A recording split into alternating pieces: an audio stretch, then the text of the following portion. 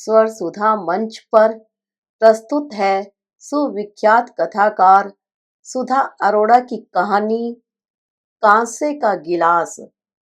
बड़ा खूबसूरत गिलास था वह, रंग बिरंगे डिजाइन वाला प्लास्टिक का पारदर्शी गिलास, जिसकी दो तहों के बीच कैद नीले पानी में सुनहरे हरे फूल पत्ते और तैरती मछलियां थी। गिलास गिरने से तड़क गया था और उसके भीतर की सारी खूबसूरती जमीन पर बड़ी बेरहमी से बिखरी पड़ी थी। पूरे रसोई घर में फैली चमकीली पन्नियां और रंगीन पानी में तैरती प्लास्टिक की रंग बिरंगी मछलियां साफ की जा चुकी थी, पर वह थी कि बुक्का फाड़कर रोए जा रही थी। वह यानी चिल्की, 6 साल की चिल्की, मेरी पोती।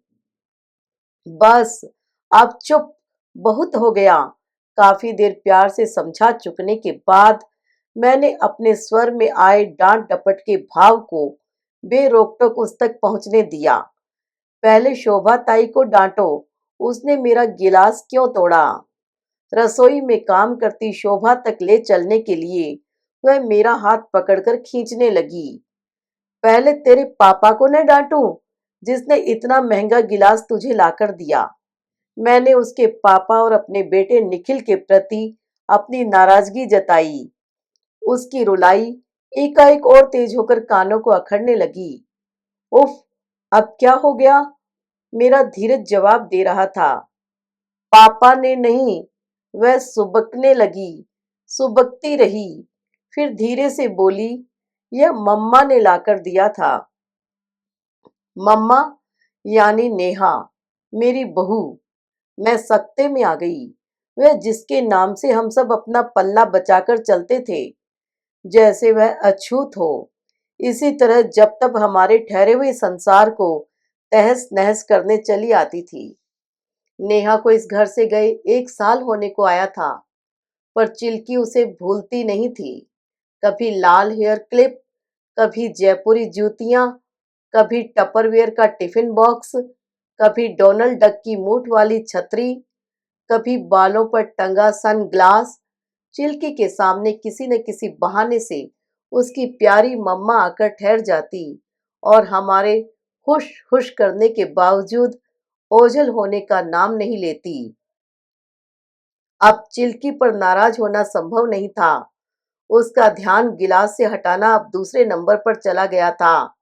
सुबकती हुई चिल्की को मैंने अपनी बाहों की ओट में ले लिया। चिल्की मेरे करीब सिमट आई और बड़ों की तरह रुलाई रोकने की कोशिश में उसकी हिचकियां तेज हो गई। सुन बेटा, एक कहानी सुनाऊं तुझे? चिल्की को बहलाने का अमोघ अस्त्र था यह। पहले मेरा वो सुंदर वाला ब्लू गिलास। चिल्की गिलास से हटने को तैयार नहीं थी। एकाएक वह गिलास दोबारा टूटा और उसकी जगह एक चमकते हुए कांसे के गिलास ने ले ली। सकरी, पैंदी और चौड़े मुंह वाला एक लंबा सा कांसे का गिलास। गिलास न हो, फूलदान हो जैसे। अरे बेटा, गिलास की ही कहानी तो सुना रही हूं तुझे, सुनेगी नहीं? रानी बेटी, बोलो। उसने जैसे मुझ पर एहसान किया, सिर हिलाकर हामी भर दी।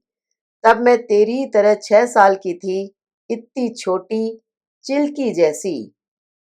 हूँ, झूठ। वह सिसकी तोड़ती बोली, आप इतने छोटे कैसे हो सकते हो? तो क्या मैं 25 साल की पैदा हुई थी, इतनी बड़ी? अच्छा चल, मैं 6 की नहीं, 16 साल की थी, ठीक? मैं ठाका मारकर हंस दी। मैं अपने बचपन में पहुंच गई, जहां निवाड़ वाली मंजियों के बीच खड़िया के आंगन में इक्का दुक्का आग पर मैं शटापू खेलती थी। मुझे हंसी आ गई। वह मेरी पीठ पर धपाधप धोल जमाने लगी। हंसो मत, कहानी सुनाओ। वह होठों को एक कोने पर जरा सा खींचकर मुस्कुराई, बिल्कुल अपनी माँ की तरह। उसके चेहरे पर नेहा दिखाई देने लगी। हाँ, तो मैं छोटी थी, चिल्की जितनी छोटी नहीं, उससे थोड़ी सी बड़ी। घर में मैं थी, मेरे ढेर सारे बड़े भाई बहन थे। माँ और बाबूजी थे, बाबूजी की माँ भी थी। यानी मेरी दादी। बहुत बहुत बूढ़ी थी वो। पता है कितने साल की? कितने? 90 से ऊपर। 90 से ऊपर मतलब अबोव 90। बहुत ही गोरी चिट्टी, छोटी सी, नाटी सी, पर बड़ी सेहतमंद। गोरी इतनी कि अंगुली गाल पर रखो तो लाली दबके फैल जाए, पर थी बिल्कुल सेक सलाई। चलती थी तो ऐसे जैसे हवा में सूखा पत्ता उड़ता है। चलती क्या थी, दौड़ती थी जैसे पैरों में किसी ने स्प्रिंग फिट कर दिए हों। ये तो आप मेरी बात कर रहे हो, नहीं सुननी मुझे कहानी। चिल्की बिसुड़ने लगी। लो, मेरी तो याददाश्त ही कमजोर होती जा रही है। हाँ, साल भर की चिल्की ने भी जब चलना सीखा तो चलती नहीं, दौड़ती थी। हम उसे बताते थे कि चिल्की, तेरे पैरों में किसी ने स्प्रिंग फिट कर दिए हैं। हाँ, तो बुढ़ापे में आदमी बच्चों जैसी हरकतें करने लगता है। हम उन्हें कहते, दादी सोटी लेकर चलो, नहीं तो गिर जाओगी। पर वो कहाँ सुनने वाली। उड़कर कहती, सोटी लेकर चले तेरी सास, सोटी लेकर चले मेरे दुश्मन, मुझे सोटी की लोड़ नहीं। उन्हें सोटी लेकर चलने में शर्म आती थी। छोटा सा कद था और पीठ झुकी हुई नहीं थी। सीधी चलती थी। चलती क्या थी, उड़ती थी। किसी की बात नहीं सुनती थी। फिर क्या होना था? हाँ, गिर गई। चिल्की की आंखों में कौतूहल था। हाँ, गिरना ही था न। बच्चे भी बात नहीं मानते तो चोट तो लगती है न। चिल्की ने सिर हिलाया। मैंने भी मम्मा की बात नहीं मानी थी, तो ये देखो। चिल्की के जेहन में अब भी जख्म ताजा थे। उसने अपनी बाईं आंख बंद कर पलक पर आंगुली गड़ा दी। आंख के ऊपर भौं से लगे हुए 6 टांकों के निशान उभर आए थे। उस दिन निखिल के ऑफिस से घर में नया फर्नीचर आया था। फर्नीचर जो उसके ऑफिस के लिए पुराना हो चुका था और वहां के कर्मचारियों को औने पौने भाव में बेचा जा रहा था। निखिल ने सोफा, दीवान और बीच की मेज खरीद ली थी। बर्मा टीक की बड़ी खूबसूरत मेज थी। चिल्की ने ज्यों ही नया सोफा देखा, लगी उस पर कूदने। नेहा चिल्लाती रही कि मेज के कोने नुकीले हैं, उन्हें गोल करवाना है। कूद मत, नहीं तो लगेगा आंख पे। उसने 3 बार टोका और तीनों बार चिल्की और जोर से सोफे के डंडल पर कूदी। बस पैर जरा सा मुड़ा और सीधे जा गिरी मेज के कोने पर। चिल्की की बाईं आंख लहूलुहान, कमरे में खून ही खून। नेहा ने देखा और लगी चीखने। कहा था ना, सुनती तो है ही नहीं।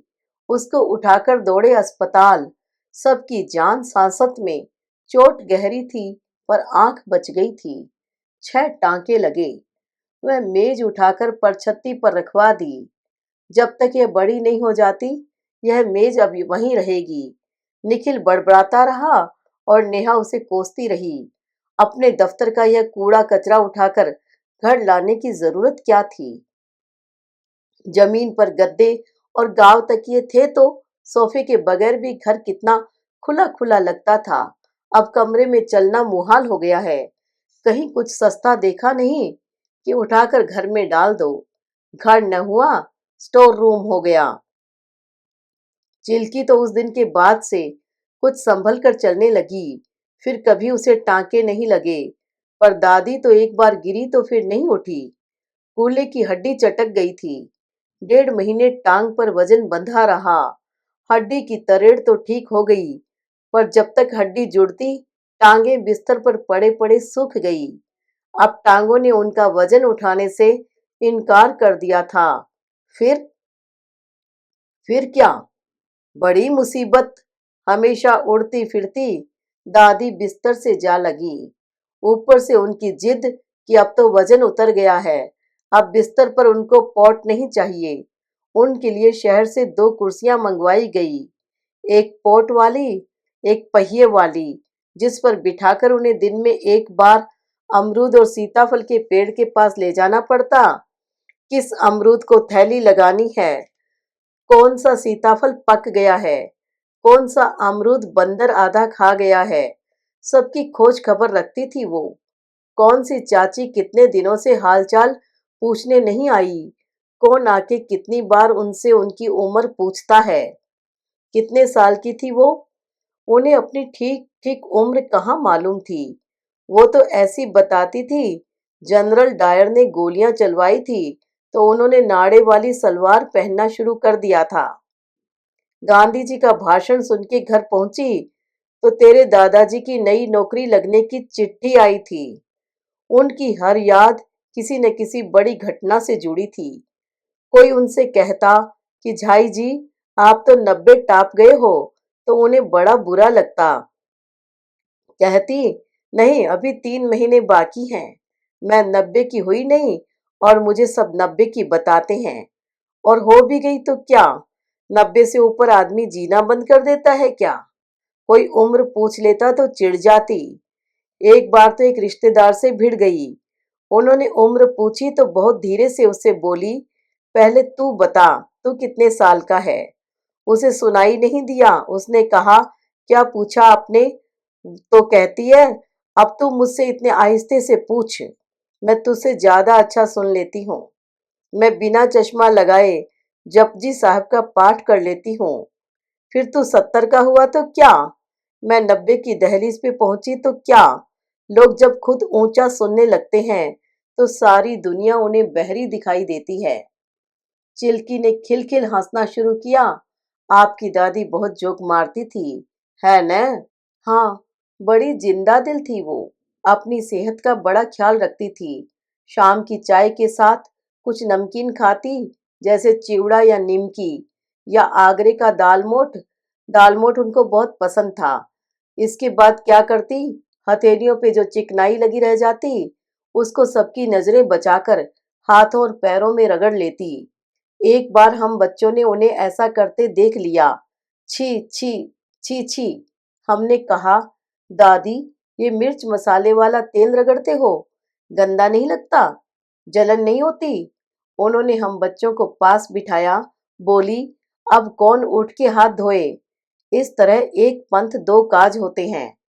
वो कैसे झाई जी, हम पूछते तो कहती, देखो ये ये जो हमारे हाथों पैरों में रोए हैं ना, छोटे छोटे रोए, ये हमारे शरीर के दिए हैं, दीपक हैं।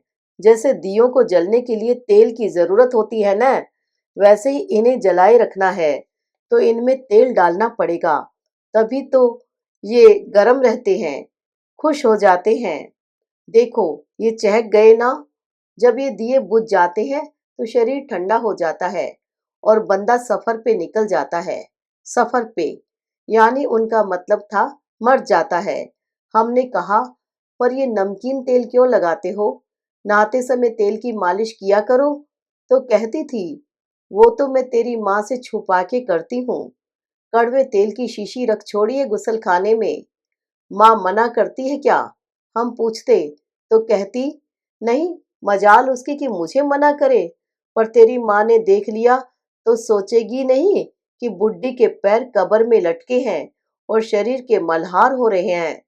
कहकर अपनी ही बात पर खिलखिलाकर हंसती। मम्मा भी मुझे हर संडे को तेल की मालिश करके नहलाती थी।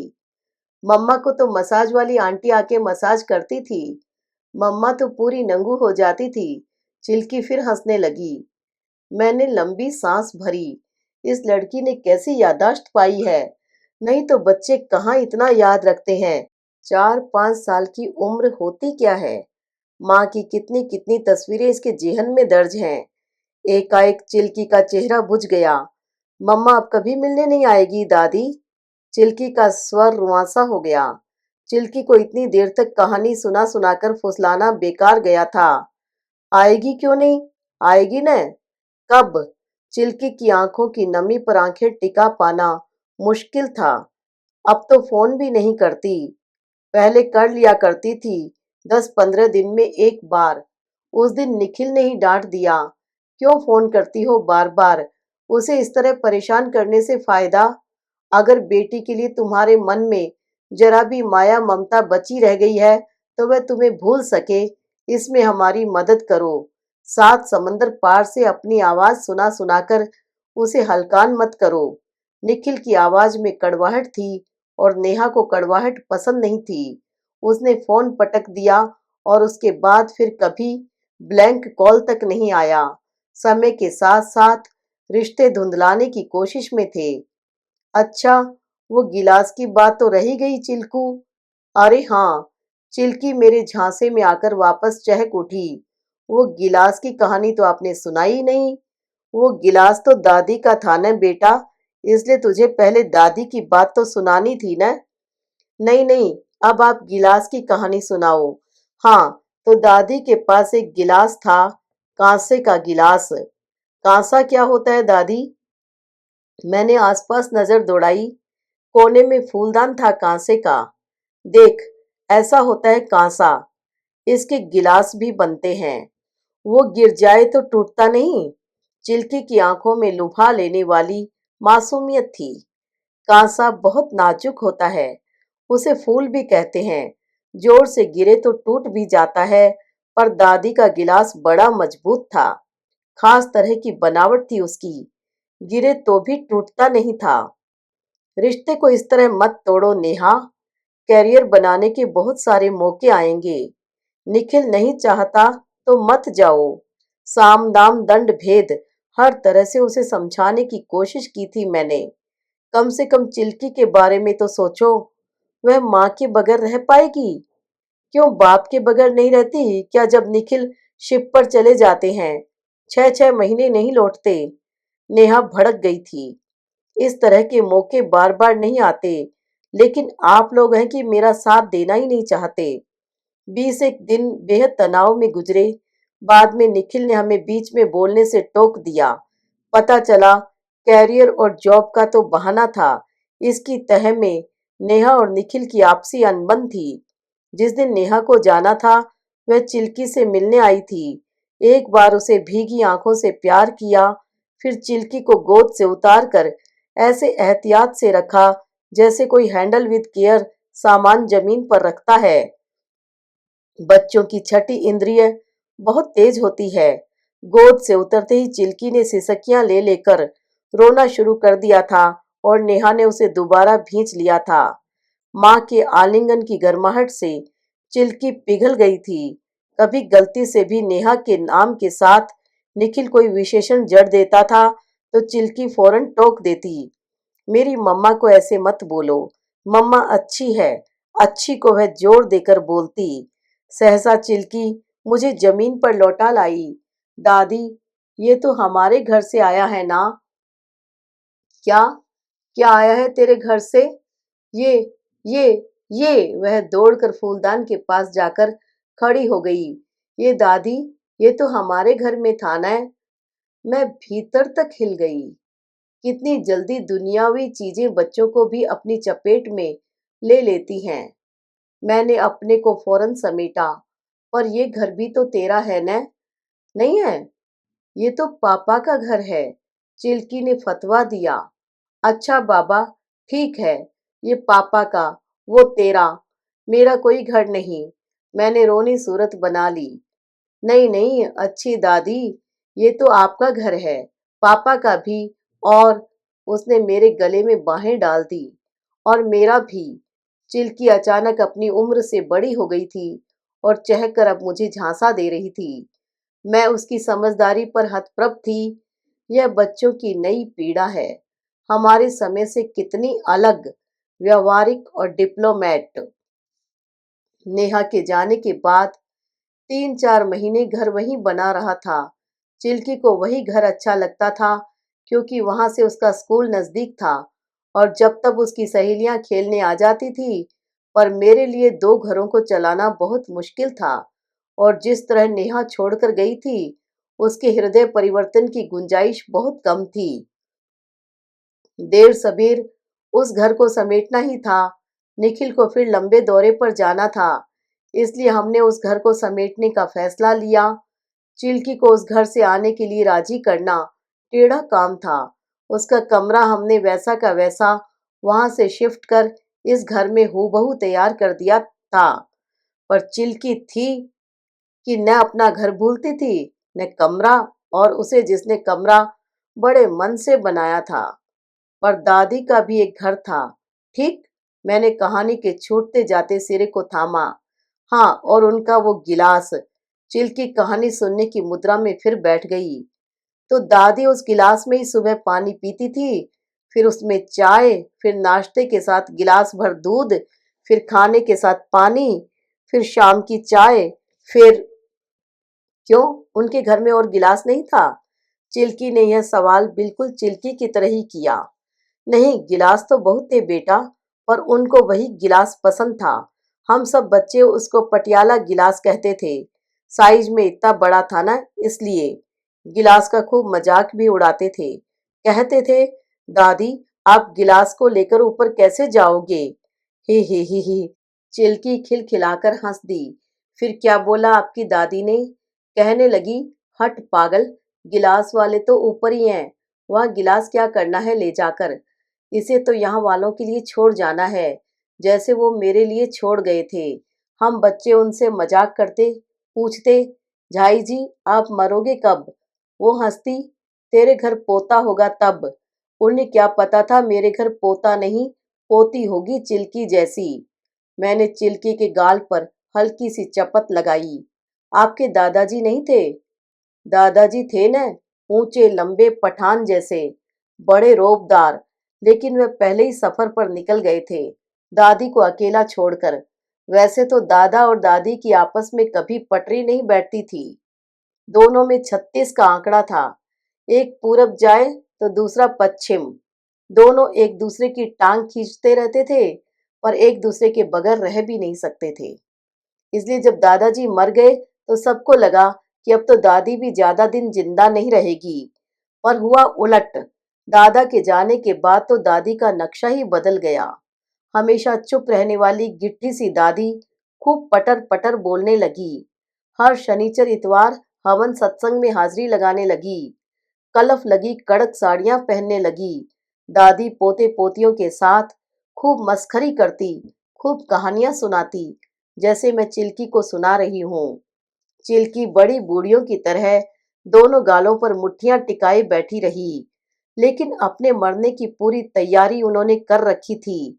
कहती, मेरी ये सोने की चूड़ियां मेरी बिट्टो को देना। बिट्टो मेरी बुआ का नाम था।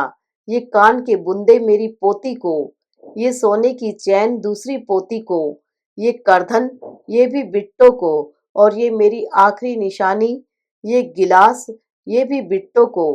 माँ और बाबूजी हंसते, सब कुछ तो आपने बहन जी को दे दिया, हमारे लिए तो कुछ भी नहीं रखा। तो कहती, अच्छा, जो चीज उसे पसंद न आए वो तू रख लेना। आपकी बुआ को बहुत प्यार करती थी वो, सब माएँ करती हैं। मेरी जबान पर आया, पर मैंने बात पलट दी। हाँ, बुआ तो उनकी लाडली थी ही। अच्छा, तो वो हम बच्चों को पास बिठाकर कहती, तुम लोग भगवान जी को बोलो, अब हमारा दादी से जी भर गया है, अब उसे अपने पास बुला लो। वो अपना बोरिया बिस्तर बांध के बैठी है, तुम्हारा रास्ता देख रही है। पर दादी, आप मरना क्यों चाहते हो? हम बच्चे उनसे पूछते। वो कहती, मेरी दादी कहा करती थी। माय गॉड, उनकी एक और दादी थी? एक और मतलब? दादी की दादी नहीं हो सकती? जा, मैं नहीं सुनाती कहानी। अच्छा, सॉरी सॉरी, क्या कहती थी उनकी दादी?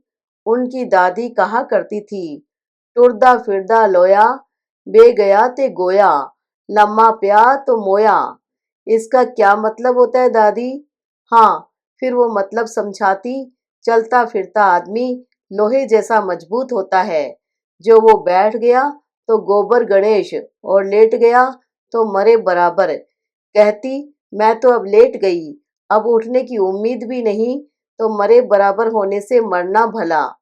उनको और कोई तकलीफ तो थी नहीं, बस टांगे सूख गई तो चलने फिरने से रह गई। बाकी उनका हाजमा एकदम दुरुस्त, बदन पे झुर्रियां नहीं, याददाश्त ऐसी कि 50 साल पहले किसके घर क्या खाया वो उनको याद, और खाना बिल्कुल टाइम से खाना। बिना घड़ी देखे बोलती थी, अब चाय का टाइम हो गया, अब खाना लगा दो। आंगन में धूप की ढलती परछाई से समय का अंदाजा लगा लेती थी। उनकी निवाड़ की मंजी जरा ढीली होने लगती तो कहती, कस दो।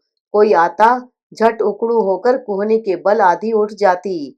उन्हें मना करते, झाई जी आप बैठे रहो, क्यों खटाक से उठ जाते हो। कहती, लेटे लेटे मेरी पीठ को बड़ी गर्मी लगती है, मेरी पीठ हवा मांगती है। पीठ की कोई जबान होती है, फिर पीठ मांगती कैसे है। चिल्की हंसने लगी, फिर बोली, पर दादी आप गिलास को क्यों भूल जाते हो बार बार। ओफ। चिल्की गिलास की कहानी के बगैर मुझे छोड़ने वाली नहीं थी। मैं उसे बार बार भुलावे में डालने की कोशिश करती थी, पर वह मेरी अंगुली पकड़कर मुझे फिर गिलास तक ले आती थी। हाँ, तो वे उसी गिलास में सुबह से रात तक की हर पीने वाली चीज पीती थी। पुरानी चाय, दूध, लस्सी, शरबत, अटरम शटरम, सब कुछ उसी कांसे के गिलास में। फिर फिर एक बार क्या हुआ कि गिलास गुम गया। सुबह उठे तो गिलास मिला ही नहीं। मेरी माँ ने उनको स्टील के गिलास में चाय दे दी। वो अपने नियम से उठी। माँ ने चिलमची में कुल्ला वुल्ला करवाया। जाप वाप करके वो चाय पीने बैठी। हाथ में गिलास लिया, देखा तो दूसरा गिलास। बोली, मैं नहीं पीती इस लश्कारे वाले गिलास में, मुझे तो मेरा वाला गिलास दो। ही, जैसे चिल्की का मेरा वाला गिलास। दादी कोई बच्चा थी, चिल्की को मजा आ रहा था। हाँ, बूढ़े बच्चे तो एक ही जैसे होते हैं। अब उन्होंने जैसे जिद ठान ली, चाय पीनी है तो उसी गिलास में। चाय पड़ी पड़ी ठंडी हो गई। पूरा घर छान मारा, कहीं गिलास का अता पता नहीं। ऐसे अलादीन के जिन की तरह गायब हो गया। तो बोलना था। चिल्की ने हाथ लंबा घुमाकर अभिनय के साथ कहा, खुल जा सिम सिम। पर दादी, वो गिलास टूटता तो नहीं था न। टूटता तो नहीं था, पर गुम तो हो जाता था ना बच्चे। तो हम सब बच्चे लग गए उस गिलास को ढूंढने में। ऊपर नीचे सारा घर खंगाल मारा। चारपाइयों के नीचे, आंगन में, छत की मुंडेर पर, कुएं की जगत पर, अमरूद सीताफल के पेड़ के पास। पर गिलास तो ऐसा गायब हुआ कि बस। आखिर उनको खाना दिया। मेरी माँ ने मिन्नतें की कि झाई जी आप खाना शुरू तो करो, पानी पीने तक गिलास मिल जाएगा। खाना तो गिलास में नहीं खाते न, पर उनकी तो एक ही रट, मेरा गिलास मेरा गिलास। बाबूजी ने उनको कसकर डांट लगाई कि क्या तमाशा है, एक गिलास के लिए सारा घर आसमान पे उठा रखा है। गिलास न हुआ, कोई कारों का खजाना हो गया। अब तो वो लगी रोने। पहली बार हमने उन्हें रोते देखा। बोली, तुम लोगों के लिए वो एक पत्रे का गिलास है, मेरे लिए तो वो मेरा लाहौर है, मेरा वेड़ा, मेरा पेका है। मैं बोलते बोलते अटकी, मेरा सब कुछ है। वो गिलास मिला फिर? चिल्की ने आंखें गोल करके पूछा। नहीं, खाना भी वैसे ही ढका पड़ा रहा, उन्होंने हाथ नहीं लगाया। शाम तक गिलास मिला नहीं, सो शाम की चाय भी नहीं पी। बेहोश सी होने को आई, आंखें बंद होने लगी। हम अंदर बाहर ढूंढते रहे। घर के सारे बच्चे बड़े गिलास ढूंढने में लगे थे। आखिर गिलास मिला। पानी रखने की पीतल की कुंडी के तले में पड़ा था। किसी बच्चे के हाथ से गिर गया होगा। किसी को ख्याल ही नहीं आया कि वहां भी हो सकता है। जैसे ही गिलास मुझे मिला, मैं चिल्लाई, झाई जी आपका गिलास। वो एकदम कोहनी के बल उठ गई। फिर उनकी आंखों में ऐसी चमक आई कि पूछो मत। बोली, जल्दी खाना लगाओ, बड़ी भूख लगी है। उनको खाना दिया तो उन्होंने बड़े तृप्त होकर खाया। रात को एक ही रोटी खाती थी, उस दिन 3 रोटियां खाई। चटकारे ले लेकर सब्जियां खाई। होठों से गिलास चूम कर उसमें मटके का ठंडा ठंडा पानी पिया। हम सब खुश। दादी का गिलास जो मिल गया था। बस कहानी खत्म? चिल्की ने पूछा। फिर क्या हुआ? सुबह हम बच्चे उठे तो देखा दादी एक हाथ से गिलास छाती से लगाए सो रही है और मुस्कुरा रही है। हम सब उनके चारों ओर इकट्ठे हो गए। देखो देखो, दादी नींद में हंस रही है। माँ ने कहा, आज इतनी देर तक कैसे सो रही है? सबने कहा, रात को खाना पेट भरकर खाया है न, इसलिए मजे की नींद ले रही है। तड़के मुंह अंधेरे सबसे पहले उठने वाली दादी अभी तक सो रही थी। बाबूजी ने आकर उन्हें हिलाया तो कांसे का गिलास नीचे गिर गया। दादी मर गई थी। Oh no! चिल्की का मुंह खुला का खुला रह गया। मर गई? हाँ, सो सैड, है न दादी? चिल्की की आंखें भीगी थी। उनको गिलास नहीं देते तो नहीं मरती ना? शायद। मैंने अपनी दादी की वह मुस्कान याद करते हुए कहा, पर मैं कहना चाहती थी, मरती तो वो तब भी, पर तब उनके चेहरे पर मुस्कुराहट नहीं होती। वो गिलास अब कहाँ है दादी? दादी ने कहा था, मेरी बिट्टो को दे देना। सो मेरी माँ ने दे दिया था वो गिलास बुआ को। तो उनके पास है? होना तो चाहिए। मुझे दिखाओगे दादी? अच्छा, मिल गया तो तुझे दिखाऊंगी। वो गिलास कहाँ मिलने वाला था अब? चिल्की को पूरी कहानी सुनाते हुए एक बात मैंने छिपा ली थी कि दरअसल वह कांसे का एंटीक गिलास दादाजी का नहीं था, दादी की माँ का था। अपनी माँ के मरने के बाद यही एक चीज उन्हें विरासत में मिली थी। उसमें उन्हें अपनी माँ, अपना मायका, अपना लाहौर दिखता था। चिल्की को मैंने बहला दिया था, पर मुझे पता था कि बुआ अपनी बेटियों के पास अमेरिका गई तो पुराने बर्तन भांडे यहीं छोड़ गई। पुराने पीतल के बर्तनों के साथ वह कांसे का गिलास भी कोई कबाड़ी आकर ले गया होगा, क्या पता। चिल्की ने ठीक कहा था, कांसे का गिलास टूटता नहीं। पर वो पर वो गिलास खो गया था, इसमें शक नहीं।